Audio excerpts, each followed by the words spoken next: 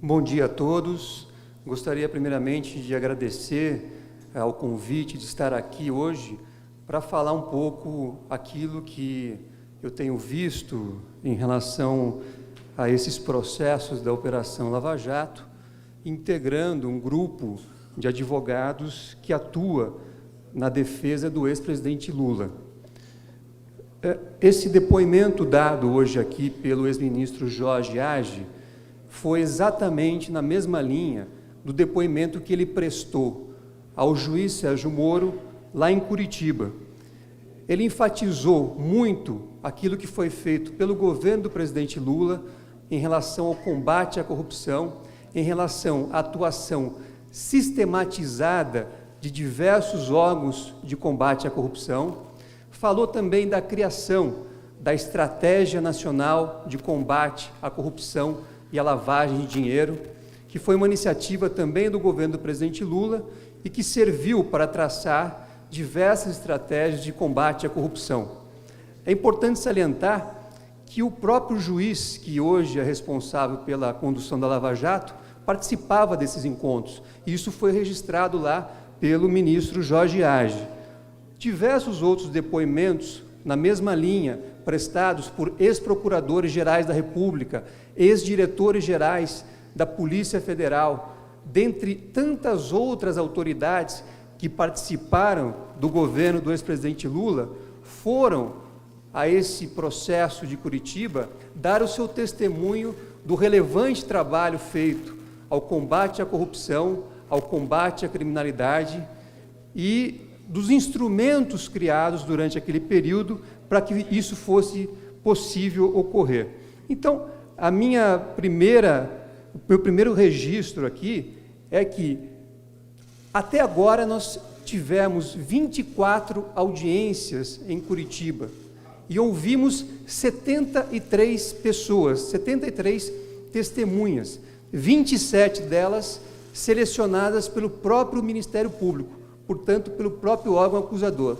E nenhuma dessas testemunhas afirmou qualquer fato que pudesse vincular o nome do ex-presidente Lula a qualquer fato relacionado à prática de atos ilícitos. Ao contrário, o que se verifica é justamente que não houve nenhuma participação do ex-presidente em qualquer ato ilícito. Esse é o sumário dos 73 depoimentos que foram colhidos lá em Curitiba. Esse sumário, portanto, é bastante diferente daquilo que se coloca através de coletivas, através de pronunciamentos de autoridades que, ao invés de participarem daquelas audiências, preferiram faltar das audiências, e eu digo isso principalmente em relação àquele procurador da República que fez a coletiva do PowerPoint. Ele se negou a ir à audiência, mas continua dizendo as mesmas coisas que dizia na época da coletiva do PowerPoint, sem saber que as 73 testemunhas que prestaram depoimento não apresentaram qualquer prova em relação às acusações que ele havia apresentado.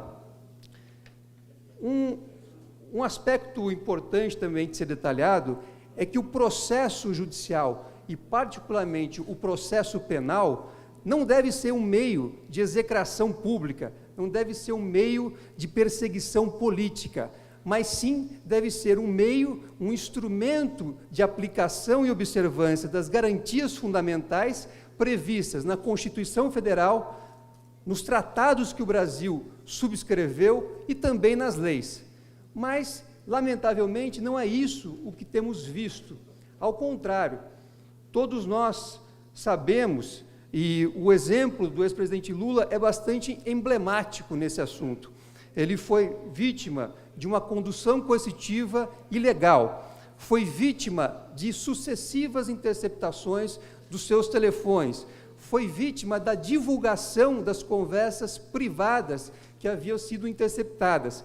É importante registrar que a lei proíbe a divulgação dessas conversas e prevê a conduta até mesmo como passível de configurar crime. Houve buscas e apreensões na casa do ex-presidente, dos seus filhos, colaboradores. E essas violações continuam ocorrendo ainda hoje. até porque é uma garantia de qualquer cidadão ter um julgamento justo e imparcial. Será que a autoridade que praticou todas essas irregularidades, que praticou tantos outros atos que nós relacionamos a todo tempo, tem a isenção necessária para proferir um julgamento? Ou será que esta autoridade tem já algo pré-concebido, algo pré-estabelecido, ou, como diriam alguns, a sua própria convicção?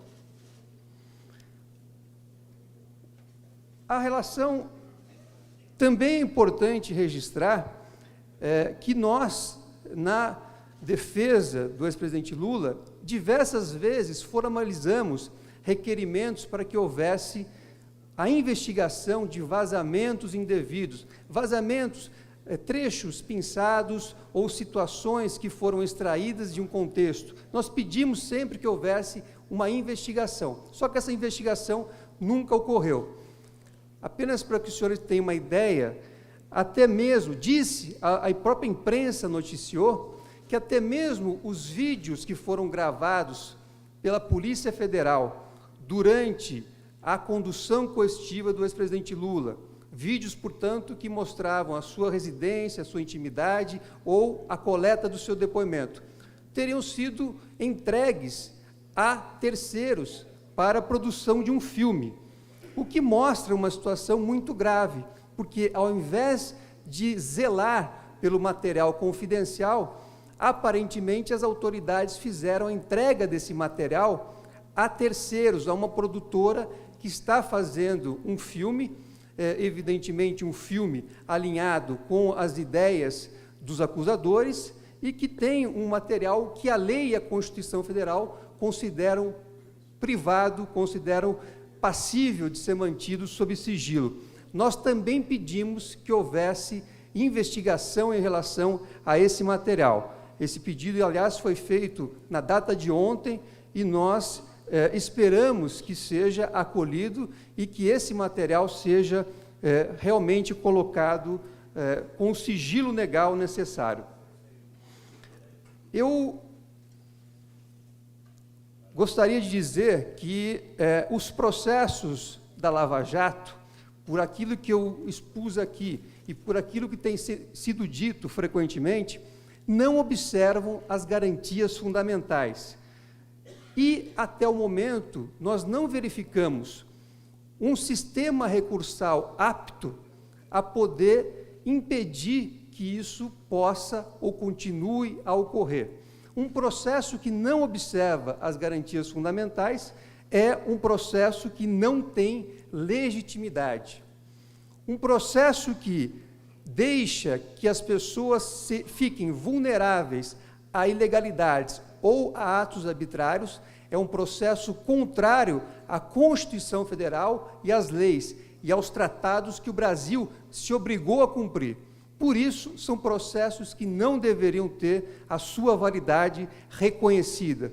O sistema recursal deveria impedir a continuidade dessas ilegalidades. O fato de haver poucas decisões na Lava Jato reformadas pelos tribunais, ao meu ver, não significa que não hajam erros. Significa, sim, que esses erros ou estão escondidos ou estão escancarados, mas não foram corrigidos. Mas precisam ser corrigidos para o bem do Estado Democrático de Direito e para o bem do Brasil. Muito obrigado.